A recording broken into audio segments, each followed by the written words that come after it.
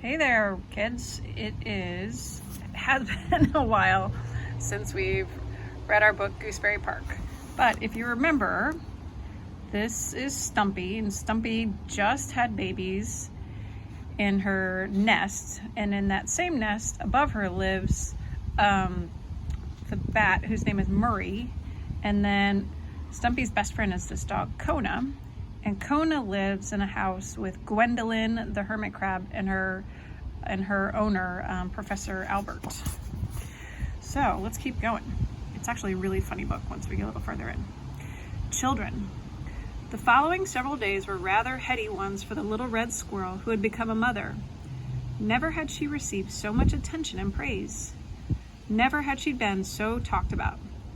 The birth of new babies is important news anywhere, and Gooseberry Park was no exception. Word spread quickly through the trees and burrows and along the riverbank that triplets had been born to the busy red squirrel who collected yogurt cups. Friends Stumpy hadn't seen in months suddenly dropped by, carrying gifts of hard, pungent walnuts or choice bits of ham sandwich or the occasional French fry, which was considered quite a delicacy in park circles. Red, gray, and black squirrels oohed and awed. Mourning doves cooed, starlings cackled, and cardinals peeked shyly over the edge of the nest.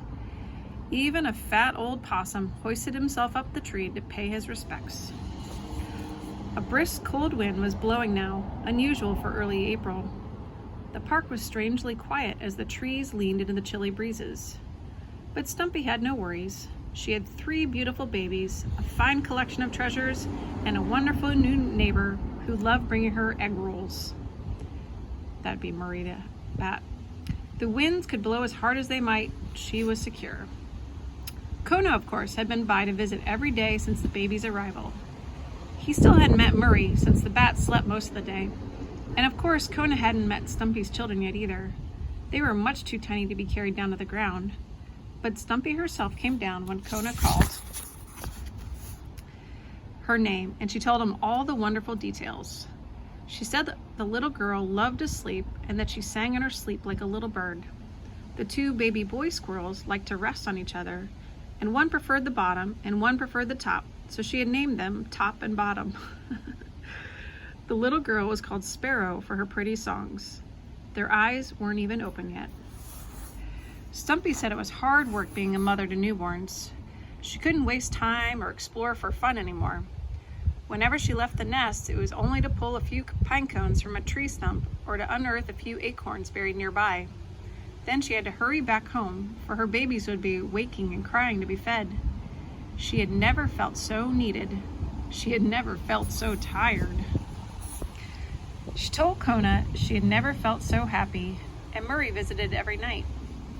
Kona trotted cheerfully back home and reported to Gwendolyn, word for word, everything Stumpy had told him. Though Gwendolyn had never met Stumpy personally, she regarded the squirrel as an old friend and was glad for the good news from Kona, glad for the babies in Gooseberry Park. Let's see how long this chapter is.